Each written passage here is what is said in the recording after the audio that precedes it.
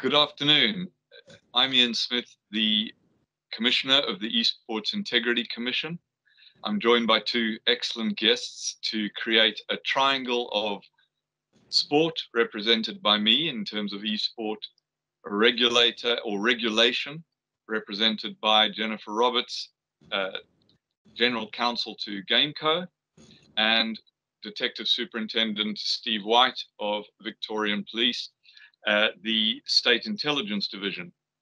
So we have this wonderful triangle to present to you the connection between and cooperation between sport, law enforcement, and regulation, and how the three working together along with other stakeholders can address corruption, match fixing issues in sport. I'm going to invite firstly Jennifer Roberts to introduce herself, describe her role, and also to give us some insight, Jennifer, into how you got into or acquired your knowledge of esports. Hi, good day. I'm Jennifer Roberts. I'm currently General Counsel of GameCo, which is a video game gambling company, but also working in expanding into esports betting markets. And my background is I was in private practice for law in Las Vegas for almost 17 years, and I have worked at different law firms. And since Nevada was the only state with full-scale sports wagering, I became familiar with the sports betting markets in Nevada. And from there, I went to UNLV International Center for Gaming Regulation, where we launched a successful center helping regulators with education in various topics. And then I had a brief stint at the Tennessee Lottery, helping set up their sports betting regulation. So I do come from a sports betting background, but part of that, obviously, esports is just another type of sport, and the popularity of esports continued to develop, and clearly the regulation of sports betting has to incorporate esports because just as there's a wide, vast illegal sports betting market, there's also a large illegal esports betting market, and that is something that regulators will have to tackle as they continue to, and we continue to see expanded sports betting not only in the United States but across the world. Thanks, Jennifer. Steve, would you introduce yourself? And I know you don't have an esports background, and that's fine, but how did you come to be working in sports, law enforcement related to sports betting? Thanks, Ian, and good morning all. Greetings from Melbourne, Australia. I've been working in policing for 32 years now, and I've found myself in a role here in what's known as Intelligence and Covert Support Command. So we have about 700 people in this command, and we support mostly boutique type investigations. So not so much the front line, the operational uniform members, but investigators to do a whole range of different things to support their investigations. However, one of the units that I manage is called the Organised Crime Intelligence Unit, and we do high-level intelligence probes on organised crime figures here in Victoria, Australia, and many of them are linked to criminals that are offshore. One of the subunits of the Organised Crime Intelligence Unit is a little unit called the Victoria Police Sporting Intelligence Unit, or Integrity Intelligence Unit, SIIU. And they do wonderful work. They've been in existence now for about 6 years, and look at integrity in sport. It's a significant issue. Australians love their sport, obviously. And we've had issues previously here in this country in relation to sports-related integrity matters. So we have a small team, 5 or 6 investigators and a number of analysts that support the investigators to look at corruption in sport. And to date, over the last 6 years or so, we've been pretty successful in doing that. Yeah, thanks very much. And I know that by the time you watch this, I should have mentioned at the beginning that we're pre-recording this because of the insane time differences between all of us, me in the UK, Steve in Australia, and Jennifer in Nashville, Tennessee. So unfortunately, you won't have the opportunity to ask us questions. So I'll explain a little bit, because I know that by the time you watch this on Friday, you will have had several esports related talks, including an introductory one, which I'm doing tomorrow, Wednesday.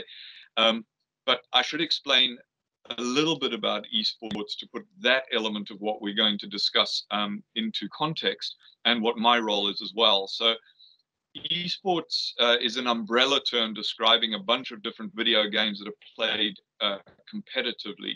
And some of those that we refer to as the tier one games are enormously popular. And in terms of what we're discussing in Sport Integrity Week, behave exactly like sports, although the activity themselves is, in all the tier one cases, teams versus teams in a competitive video game. And of those, the ones that we deal with most in that intersection with betting are Counter-Strike Global Offensive, which is a 5v5 first-person shooter, League of Legends, and Dota 2, which are both MOBAs, which are multiplayer online battle arena games, which you really have to play or perhaps watch to understand. So I'm not going to try and describe them, those games, but they are highly complex hero-based games with a top-down view, very, very complex. The kind of game that you couldn't watch with any understanding unless you played it. But these are played and watched by many, many millions of people worldwide and are enormously popular. And those three make up close to 90% of the betting markets on esports. So all the other games, of which there are probably 20 or 30 meaningful esports games titles, make up just 10% or perhaps 15% of the rest of the betting market. Counter-Strike alone accounts for more than 40% of the betting market. So in our world, the world that we're discussing in today's seminar, those are the really important games, and where most of our experience would come in the esports arena. And you're talking a total handle this year, or revenue, in betting globally in the visible markets of probably 15, possibly more $billion that will be bet on esports this year in 2020. COVID has had a massive impact on that, because for a good few months until recently, and before the return of live or meaningful live sport, say beyond Kazakhstani basketball or small table tennis tournaments, esports has been the only show in town. So both as a spectator activity, because it can be run online, the popularity of it as an activity in itself, but also as a betting product, has grown pretty dramatically. Unfortunately, of course, whilst that's wonderful for the industry and engagement, it does have its downsides, as you will have been talking about all week through Sport Integrity Week here with SIGA. And so, of course, we have seen an increase in match fixing, in suspicious and unusual betting, in the number of investigations that we are involved in. And when I say we, I'm talking about the Esports Integrity Commission, of which I am the commissioner. And we are an industry regulator. And we are a members association and not for profit, because there is no governing body in esports. Each of the game verticals operates in its own way and by different people. You have tournament organizers and the game developers, the publishers of the game, who run their own leagues. There's no particular coherence to the esports scene. And so it's very much an industry with, in the same way that perhaps you might think about the Olympics, which is an umbrella term for 26 or 28 different sports being played over an intense period of 16 days. We have 20 or 30 different game verticals that all have their own communities, their own fans, their own culture. And so we sit at the heart of that as an organization, and tournament organizers, publishers, game companies voluntarily submit themselves to our jurisdiction and our anti-corruption code, which deals with betting. And that code very closely resembles the codes you would see in traditional sports and that you will have been discussing all week, and have contained very, very similar rules which are adopted by organizations voluntarily and give us jurisdiction. So that's to put it in context. I would say that ESIC and I, in this particular seminar, represent the sports efforts to deal with match fixing and corruption. And Jennifer, in this context, dealing or coming at it from the regulatory point of view, the gambling regulatory point of view, and Steve from the law enforcement point of view. And I think represent the three crucial stakeholders in the fight for sport integrity. And I'm going to start with Jennifer on regulation, because she has enormous experience across different systems of regulation, not just in the US, but globally. And Jennifer, if you could start by describing your idea of the importance and the place of gambling, of sports betting regulation by, in your case, by state, but perhaps by country regulators as well, and why it's important, because we're still in a position in many, many countries where the gambling regulation consists of a prohibition on sports betting. And if you could say a few words about why that's perhaps not the best system for dealing with the issues that we're talking about today. Yeah, thank you, Ian. So I will start off with, I usually, when I speak to people, I always say that you have to approach sports betting and integrity with kind of a couple different viewpoints.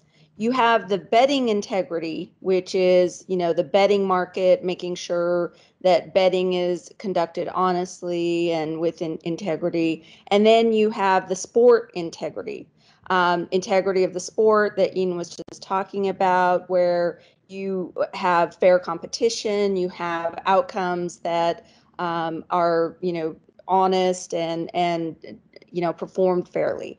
So those often overlap, obviously, but not always. One kind of example I've always used is, Deflategate, which is, American football, where one of the, popular quarterbacks of a football team was accused of deflating footballs to gain an advantage for the sport. So that raised integrity issues. Now, if it was known and there was some inside information where that could be taken advantage in the betting markets, then obviously you have a combined betting and sport integrity issue.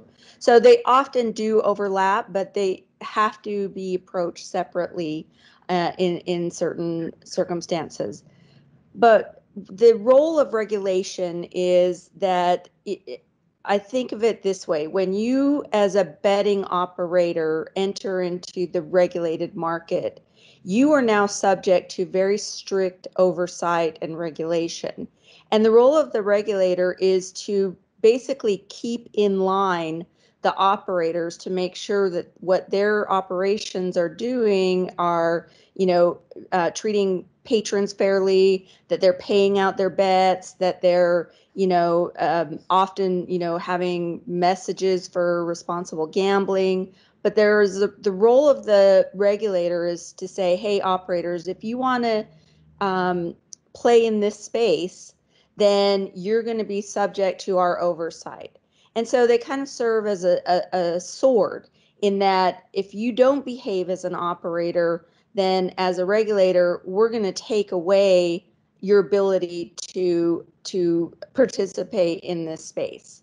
And I think it's really important to understand that, the important role of regulation in sport and betting integrity is that the regulators can punish the operators, and they can do it in a way that's very swift and very meaningful.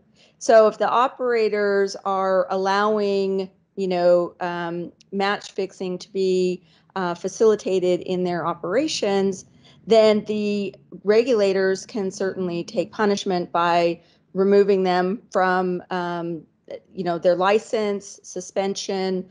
So they have that capability to take punishment. And they can also serve as a conduit for between the operators and the law enforcement side of things. You often see gambling, even though gambling regulators often do have law enforcement powers, they will always defer to the, law enforcement to take, the kind of investigation that's needed for criminal enforcement action. And so, excuse me, the regulators will work with the operators and work with law enforcement to be able to protect the regulated gambling system.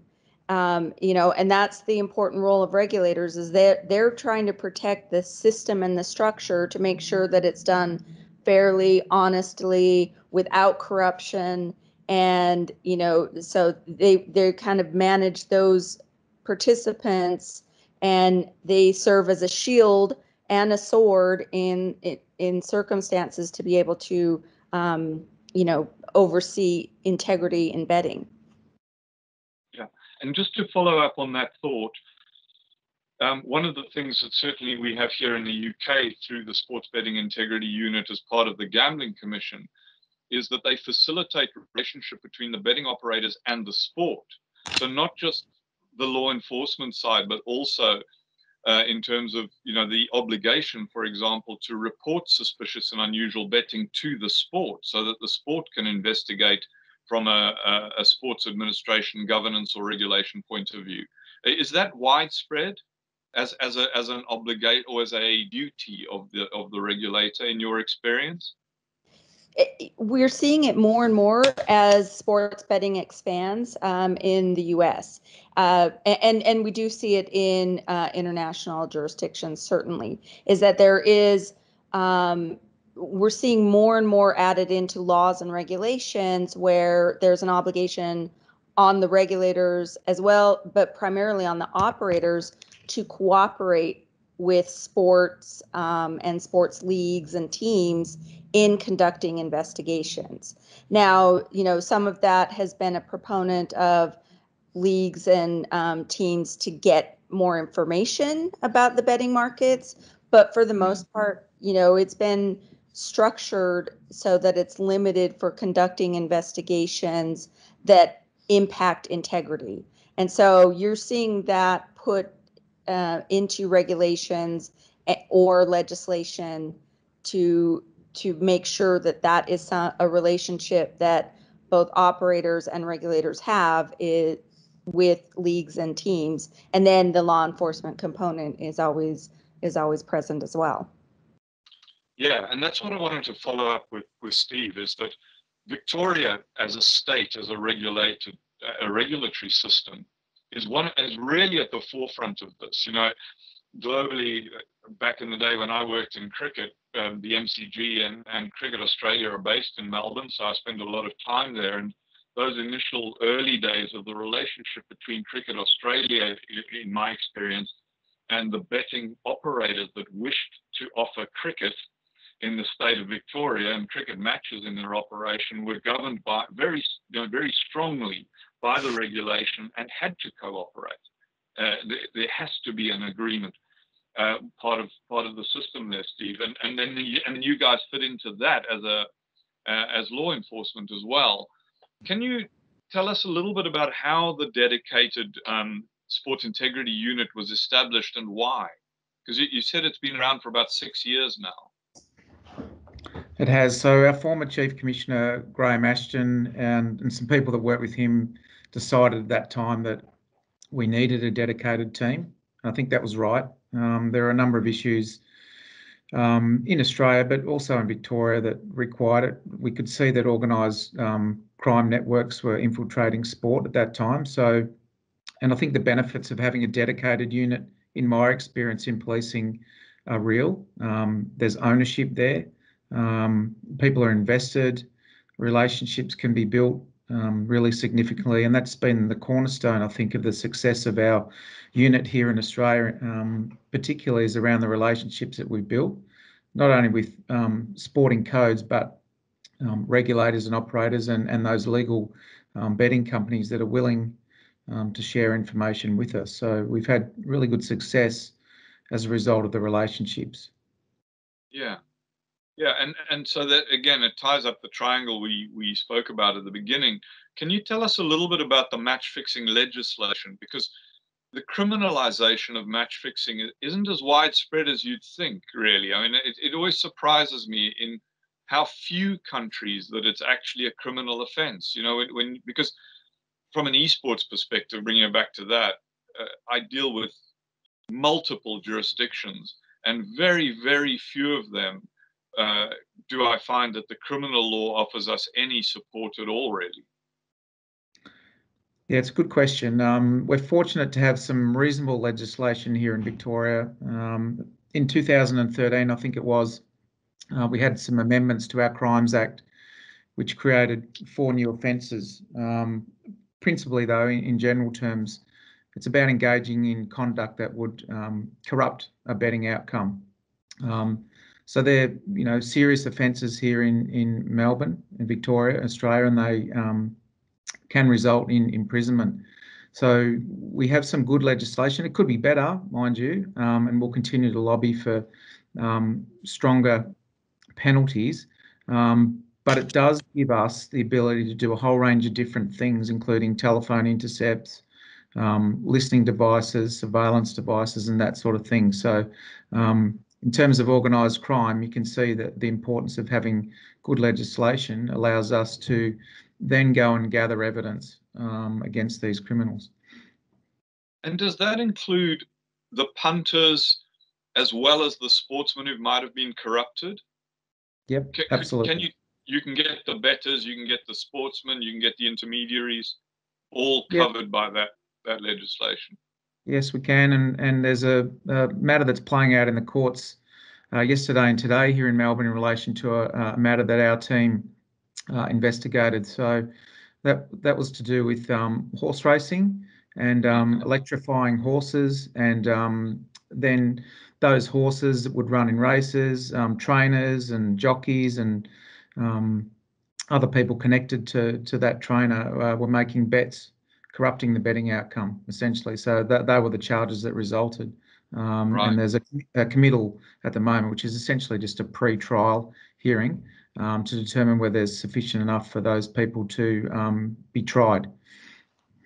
Yeah, and obviously very soon we have the Australian esports case, which got a lot of attention when those 6 participants were arrested. I want to say last year. It feels like last year, but I think It was. it always takes ages. Back when I was working, in cricket, I had a lot of contact with the guys in snooker, and I remember cases, and in horse racing, where there was a period, sometimes well over 2 years, between the initial kind of arrests and charges and the trial, where, let's be honest, in the UK, they've made such a dog's breakfast of these things that we've had very, very few criminal convictions, because the prosecution has been such a mess. And generally that's because and I'm going back a number of years now. I think things have improved, but it's because there was generally a lack of understanding about how betting corruption worked. It's actually quite complex to explain the link between somebody's bet on the one hand and the behavior of the sportsman on the field on the other, and then of course creating some kind of link between the bettor and the sportsman from a beyond reasonable doubt burden of proof. We do it in a sporting regulatory context all the time, because we only have to get to a balance of probabilities, which is quite helpful in that context. So one of the issues, and Steve, if I stick with you for a second, how are you affected in Victoria by offshore betting, or even betting from other states in Australia? How does that work when you have a state-by-state jurisdiction? Because I will jump to Jennifer on this, because I always find the Australian American systems actually quite hard to understand in that fragmentation. How does that work at a practical level? It's a good question. So offshore betting, particularly in Southeast Asia, is a significant issue for us and for Australian sport. I guess due to the volumes that are transacted, matches being played at the right times for people here in Australia and across Asia to bet. So in terms of across the country, not so much an issue across the country because we have relationships across Australia, but our significant risk is offshore betting. And it's compounded by, I think, the unwillingness of certain wagering operators to assist law enforcement.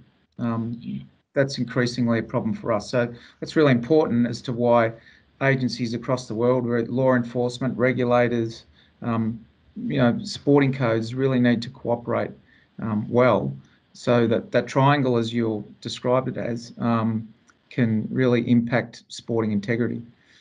Yeah, thanks. And I also, I should have mentioned earlier, I do think that there is a fourth part of perhaps a square rather than a triangle, which is good regulation. So there's the regulator, obviously, represented here by Jennifer, but the regulator only gets to work with the with the legislation that they're given to work with. And my recent experience, and I'm going to ask Jennifer to expand on this on that state point of view, is that I get to, in some instances, not all, some involvement in the shaping of that legislation on a state-by-state basis in America, and I'm not impressed by the process, I have to say, because the people making the law, the understanding of what they're making law about is shockingly bad.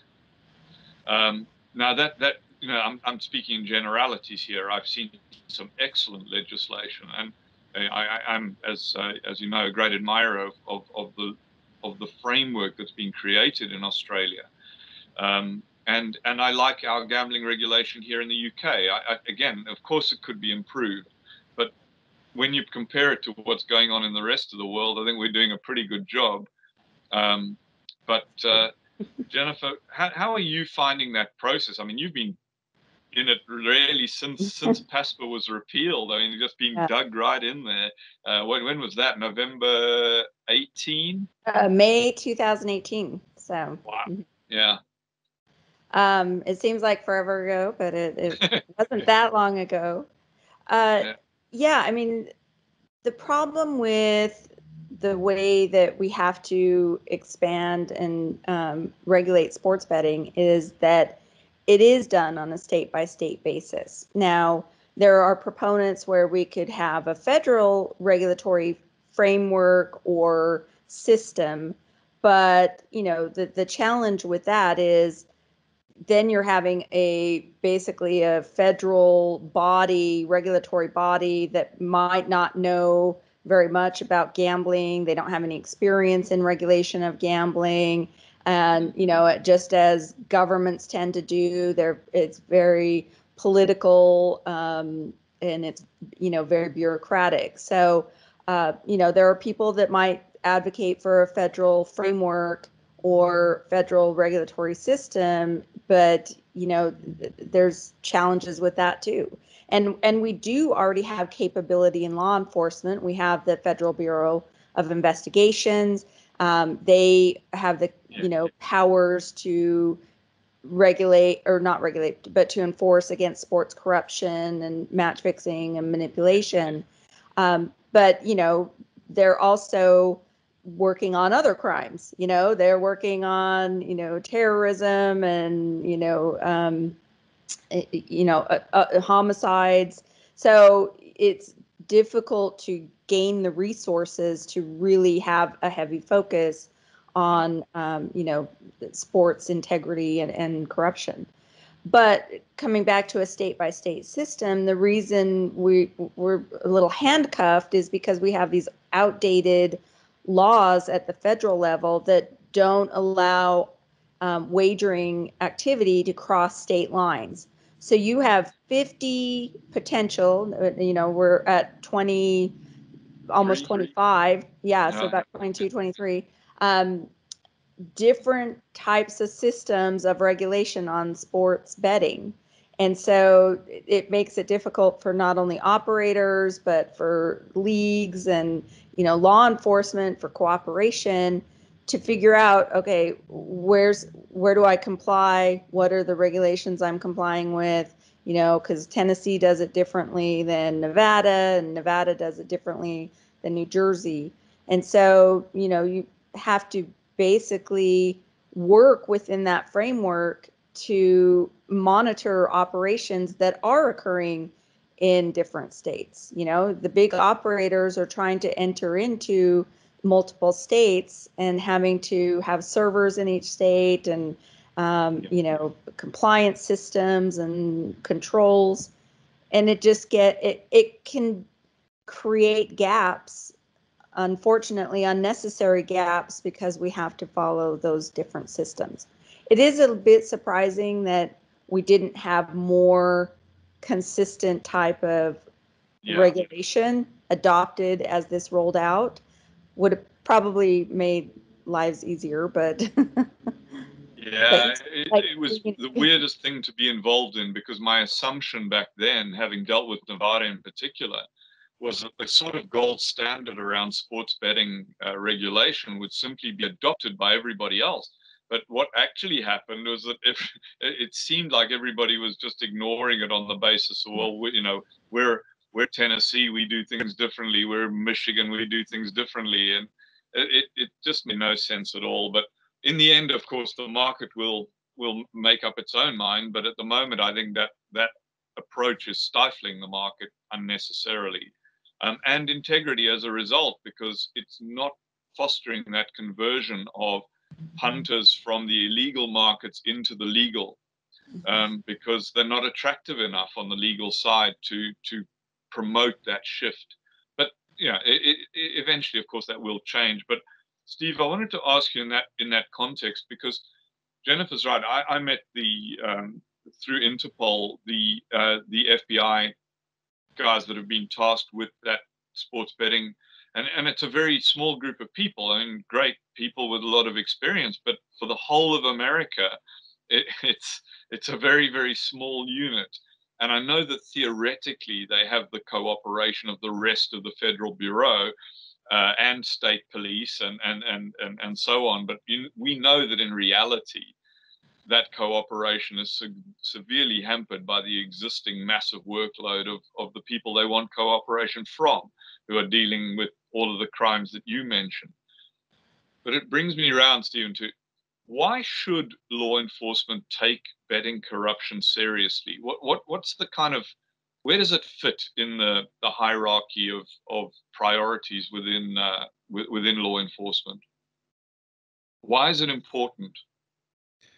Because I think it strikes at the heart of integrity in sport. That's the first thing. I mean, sport is very significant in Australia, and in terms of the seriousness of it, we know from our investigations, from the intelligence that we glean, not only ourselves but through cooperation with the Australian Crime Intelligence Commission and their sports betting intelligence unit, that there is significant money laundering happening through sports betting, very close links to organised crime.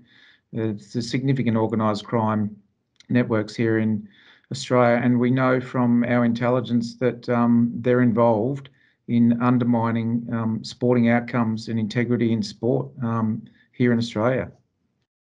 Yeah. And obviously I agree with you, having been in this role for well, now it's more than 10 years since I became properly involved in sports integrity issues beyond doping. Doping was always, going back quite some time, but match fixing was a big shock for me, because we knew, obviously there was in cricket the Hansi Cronje affair back 99, 2000, but things went very, very quiet for a decade after that. And what really occurred was the re-emergence of that with the Pakistan scandal at Lord's in 2010, which coincided with our domestic cases here in our Pro 40 and then the Bangladesh Premier League and so on and so on and so on. And it just kind of mushroomed from that period.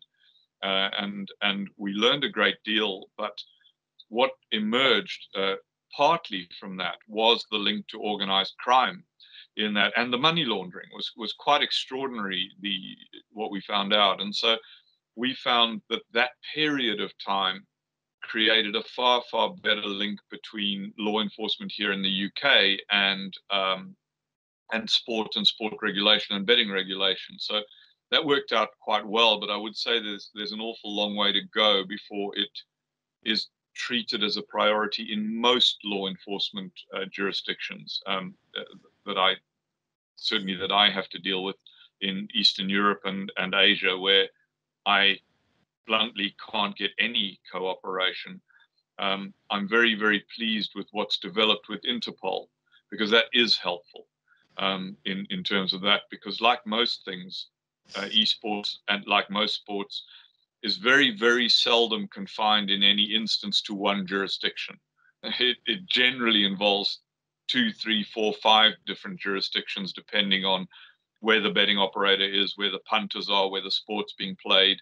And when it's online, as we deal with it, you could have teams in 2 different countries, and sometimes even more if their players are not living together. So it's a very, very difficult scenario. And moving on from that, though, can you tell us a little bit about some of the successful investigations and prosecutions that VicPol have now been involved in? Because I know that obviously you've had some involvement in soccer, tennis, harness racing has been a pretty big issue. And then, of course, esports, which is how I've come to know members of your unit over the last couple of years, and working with those members on these investigations that are shortly coming up into criminal trial. But what would you regard as the unit's kind of biggest successes over the last 5 or 6 years? Thanks, Ian. And just going back to your previous comments too, the other thing is that, you know, these sorts of crimes, they're easy to get away with. You know, it's not as if you're doing an armed robbery and your face is going to get caught on CCTV. So these crimes are, you know, as I said, easy to get away with, and the penalties are not great. Whilst we have some legislation, ultimately, you know, the courts are not locking people up for long periods of time. So we still have a ways to go here. It's not a perfect situation here in Victoria, but at least we do have the legislation. We have a dedicated unit, and not all states have dedicated units, and not all states have match fixing laws like we do here in Victoria as well. Having said that, we do have good cooperation across the country with other law enforcement agencies and with our colleagues at the Australian Crime Intelligence Commission. Just in relation to your comment about successful investigations, probably the most successful one was the soccer investigation that we had back at the start of our inception, which is almost 6 years ago now. That got worldwide attention. There were 4 players here onshore that were interviewed. There was a facilitator here that ended up also being charged and deported, and a coach here that was convicted as well. So that was significant. It wasn't our top level soccer competition here, but a tier down, but still significant. Probably our best success, though, has been with the 3 racing codes, in particular harness racing. So as you alluded to before, we've had some really good investigations with them. And I think it helps too that the people within their integrity team are ex-law enforcement. They're known to us. They're from Victoria Police. Previously, so we'd worked with them before, so the relationship is really strong. The motivation to ensure that offenders are called to account is high from the integrity teams in the racing codes. And because we have a dedicated team with specialist expertise, we work well together, in particular with Harness Racing Victoria and Racing Victoria for that matter. And I alluded to that investigation that we conducted well over a year ago now. It's just hitting the courts now here in Melbourne. But the harness racing is where we've had most of our success. I think particularly because the stewards are really good at being able to pick up when a horse or a driver is pulling back, and those sorts of little idiosyncrasies within a race that the average person wouldn't be able to identify. And then coupled with the sporting and the betting data that we have, we're able to sort of follow the trail. So we've had some really good penalties. Mostly they end up not so much great penalties in the court, in the open courts, but in terms of disqualification from the code. And that's the ultimate goal, really, with any of our investigations is, yes, we, as investigators, we like to see people charged and convicted, but ultimately we want them out of the sport. Yeah, yeah. And this is where our cooperation as a regulator within esport is kind of comes to fruition in that sense, because a criminal conviction gives us, absolute certainty that a regulatory conviction is sound. But we don't need it. It's just really, really good to have, because again, the different burden of proof makes the cooperation easier. But the thing, as you say, that we are able to do is get these people out of the sport. Sometimes only temporarily, unfortunately, but usually a break in a sporting career is the end of a sporting career. It's very, very rare that somebody can have any sort of significant ban from competitive activity, and this includes esport, and come back to full top level performance. It's a very, very difficult thing to do, and that's even assuming somebody will employ the person to do it. But Jennifer, have you seen good examples of kind of best practice in your experience in the US, or in fact beyond the US, in cooperation between regulators and law enforcement in this way? Or yeah, I mean, I see it in the U.S. and I see it in a lot of international jurisdictions as well. Is that and that's again goes with the mission of why you have regulated sports betting, is that you want to have an honest. Sorry about my dog. You want to have an honest, full of integrity system of betting, so that patrons will continue to feel comfortable betting in your market. Because if they feel cheated, if they feel that it's corrupt, then they're just going to go, and find betting somewhere else. And so you want to make sure that players feel comfortable. And so as operators, you have the threat of the regulators, so you cooperate with the regulators, and the regulators want to preserve that system of integrity as well, so they're going to cooperate with law enforcement. So it's a pretty good system that we've seen in the United States. And again, as we spoke about earlier, getting teams and leagues involved. I think the possible breakdown is that because we have each state having a separate regulatory system, we might not be able to monitor as well for integrity issues. I mean, we do have companies out there that, like U.S. Integrity and other, integrity monitoring companies that will report on betting patterns and behaviors across jurisdictions.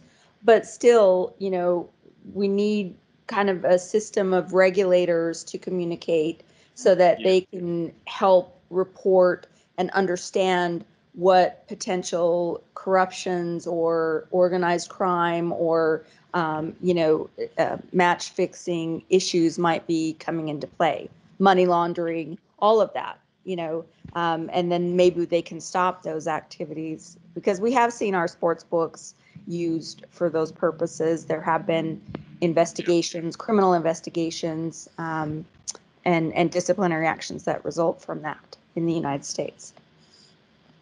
Yeah, it's always very interesting to see that link between information gathered in different states now, because historically, of course, it was only happening in Nevada. And so if it was happening, it was happening, with Carl Benison and his team knew about it. And if they didn't know about it, nobody knew about it. Whereas now you've got 22, 23 regulators, some of whom perhaps have an understanding of casino type betting, gambling, but very little understanding of sports betting, and as far as I can see, no enforcement capability or investigative capability. And it seems to me that a central database of, in effect, a suspicious betting alert system or unusual betting alert system must be being cried out for. And I guess it's a question of that everybody will be asking over there. Well, who's going to pay for it? which is always the question. And Steve, from your perspective, at both the Australian level, you've talked about cooperation between the various states. How does that work in terms of what we've just been talking about here, suspicious and unusual betting? So if something happens in Queensland in terms of a licensed betting operator there, or Northern Territories where a lot of these guys are licensed, if they identify a suspicious bet, what obligation do they have to tell you or anybody really, the regulator, about that suspicious bet? Thanks, Ian. Well, they do have to tell the regulator, but I suppose a lot of them do it because they want to have good relationships with law enforcement. I'll scratch your back, you scratch mine, sort of thing. Yeah. Not that there's anything underhanded in that, but I think a lot of it's around good faith and relationships. So we do rely on that largely because that's just the way the businesses run here down here. But I think that's the main driving force is around the good relationships with law enforcement. Yeah. Yeah, and I mean, of course, we have a common interest between, for example, a sport regulator like us, law enforcement, and betting operators, in that everybody wants the sport to be fair and properly competitive. A genuine competition between two people and two teams, both striving to win. Because, of course, at the betting operator end, it's their money being stolen by the match fixers, so they have a strong incentive to enhance sports integrity. And we find this at the Esports Integrity Commission, is that we've had absolutely no problem, by and large, in recruiting betting operators into our suspicious and unusual betting alert network, because they know that it helps them, because as much as a few will contribute into the network, the alerts, all of them receive all the alerts. And that sometimes points them towards markets that they perhaps hadn't noticed unusual activity in. Because this is another strange aspect, at least to me, of the way that betting operators operate their own integrity systems, is that they're all different. And it's actually alarmingly frequent that an unusual betting alert from one operator, when you pass it on to another operator, they come back and go, oh yeah, we saw that as well. Well, how did your system not pick it up? Because they're running different systems, they have different parameters.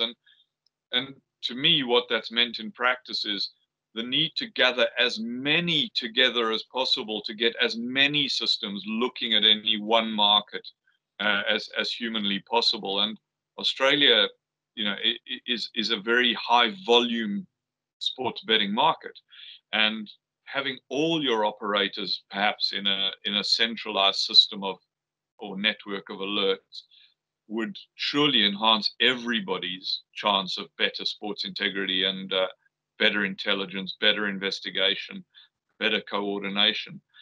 Is anything happening along those lines? I haven't. I guess the new organization, Australian Integrity or Sports Integrity. I'm sorry, I can't remember the name, but do you think that will help? I think it will. It's SIA, Sport Integrity Australia. So that's right. Federal government, that's kicked off, but they're building a model around sporting integrity. So we're looking forward to seeing how that evolves. Yeah. No, that should be good.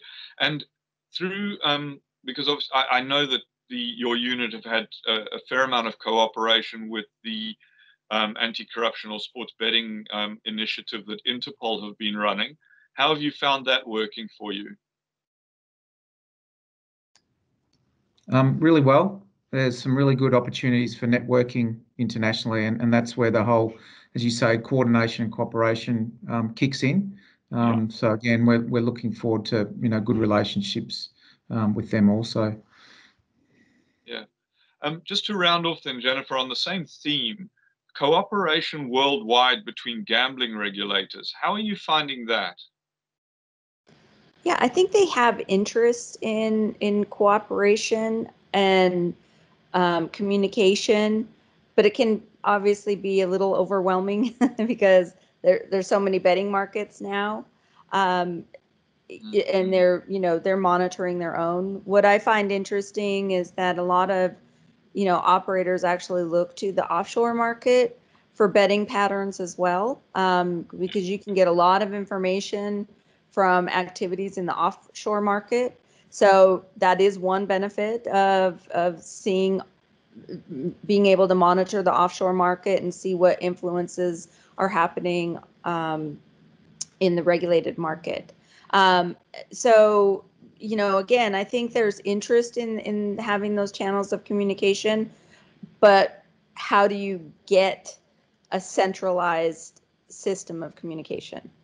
We just haven't got there yet, and maybe someday. I mean, one of the great frustrations from a sports regulatory point of view, especially in esport, which is so global, is the lack of any central point to go to, because you're dealing with a multi-jurisdictional problem, but through a system that is based very strictly on jurisdictions. It makes no sense. It's as if gambling regulation from that point of view is 50 years behind the practice of gambling, particularly on international sports, where the gambling is taking place in one country, the operator is based in another country, the sport is happening in a third country, the sportsmen come from a fourth country, and yet you've got, in that instance, 4 separate gambling regulatory systems to deal with. And personally, I find that enormously frustrating, but I understand the barriers to that, because in general, the gambling regulators themselves tend to be underfunded. It's not really a priority from the top of government down. And I think that that's something that the sports movement and perhaps SIGA as a coordinating and perhaps lobbying influence can do something about. I think, unless there's anything you particularly want to conclude with, I think we've covered everything that we need to cover. Stephen, is there any final word that you'd like to have before we wrap up? No, I want to thank you for the opportunity to be involved, and we really appreciate your leadership as the Commissioner in Esports. And we've had that one investigation, which, as you've mentioned before, is before the court. So we're looking forward to a good outcome there. We think we will have a good outcome with that one. And we look forward to additional and further networking opportunities with you, Ian. Thank you. Yeah, well, I hope you don't get too much work from me. It's a bit of a double-edged sword. I'm sure we will. You definitely will. I'm afraid. Jennifer, any last words? No, thank you both for the conversation. It was very interesting, and I think we all, each in our little corner, have the common interest to see smart, regulated betting and sport, and make sure that it's operated with integrity. Fantastic. Thanks so much to both of you. Thanks to SIGA for putting on this fascinating week, and thanks to all of you who have watched, and I hope you got something from it. We've had a good time, and goodbye.